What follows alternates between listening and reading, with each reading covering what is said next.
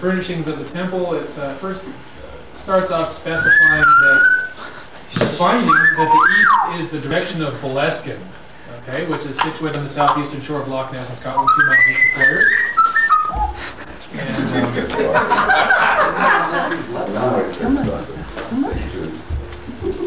And I have a chapter devoted to this idea, chapter 6, the Qibla, where it, I don't know if we need to really get into this in depth right now, but why we define the east, magical east, as Boleskine, and how you can find that, how you can orient your temple to that. But basically, east is, Boleskine is where, when Crowley was obtaining the Book of the Law, Boleskine was his house, and that was where he ultimately transported the abstraction of the stele of revealing.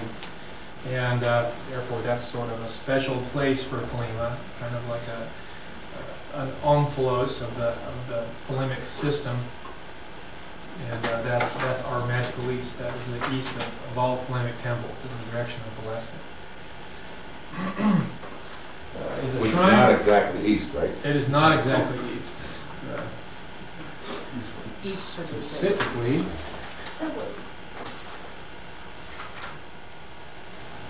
57 degrees 16 minutes north and 4 degrees 27 minutes 45 seconds west. Can you repeat that sentence?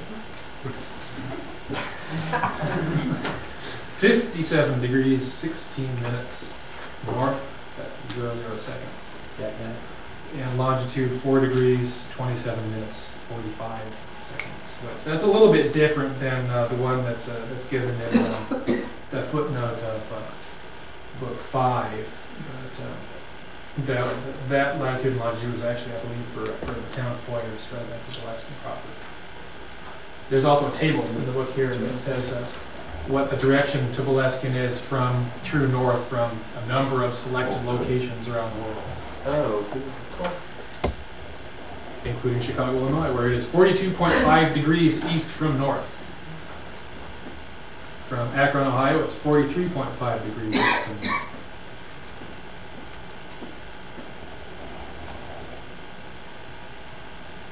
Which is about half the way around, right?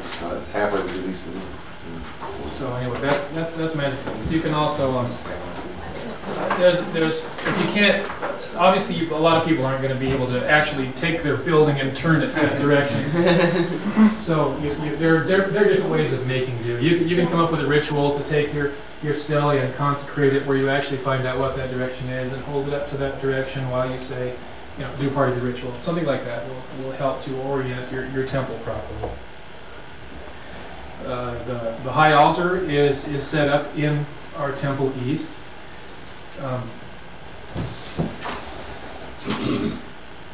Its dimensions are specified as 7 feet in length, 3 feet in breadth, 44 inches in height. These are the dimensions of a typical Egyptian sarcophagus. Okay, that's it. And I have heard somewhere also that these are the exact dimensions of the sarcophagus in the King's Chamber of the Great Pyramid. Oh boy, that's Great Pyramid. I got a whole book on that. Is that true? You've been there. Yes. Did you take your tape measure out and measure? No, sorry. I don't know. It's pretty damn beat up, so I don't know how they could find corners on it. Right? Yeah, the tourists have been taking chips off it for other years with the little hammers. They won't be taking any off of it for about the next 3 to 6 months. They That's close the Great Pyramid. What? They close the Great Pyramid in order to go through getting the humidity out of the air. That's really playing havoc with the ground. Mm-hmm. This form of an altar is, there's a lot of interesting symbols just in that shape. It might be kind of strange to think of it as being a tomb. We have down here specified a tomb, but in a sense this is also the Egyptian sarcophagus dimensions. It's a pretty ancient tradition, at least in the Roman Catholic Church, of celebrating Mass on the tombs of martyrs. And this goes beyond Christianity too. The Yazidis have a celebration where they have a ritual feast on the graves of ancestors.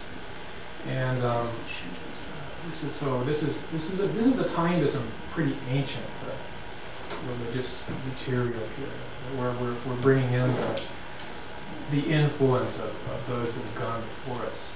And this has developed, I think, in sacerdotal science of the Roman Catholic Church and in ours also, where the symbolism of this tomb has been directed more towards, rather than the general idea of ancestors, more of the cult figure of the religion itself, where the cross is upraised over the altar in the Roman Catholic Church. We have the stele of revealing upraised over the altar in our church. So the tomb has the idea of the boundary between this world and the other world.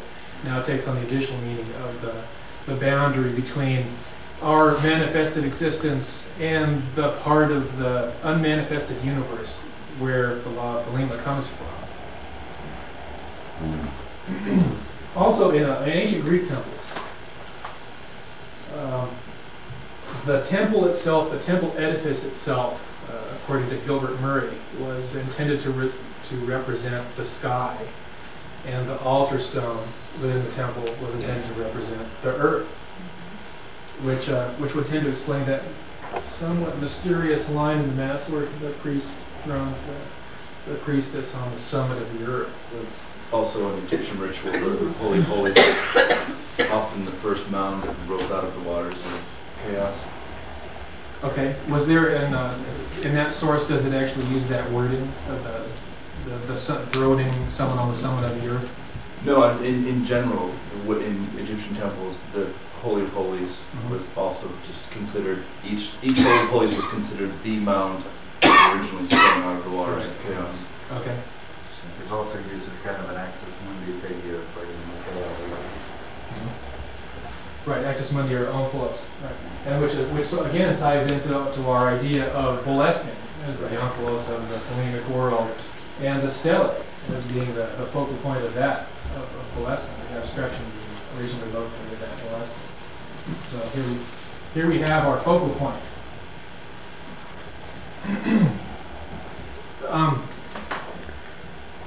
I guess we could cover this when we get to it, but that particular wording that set thee upon the summit of the earth, I haven't been able to find exactly whether he's quoting something there or not.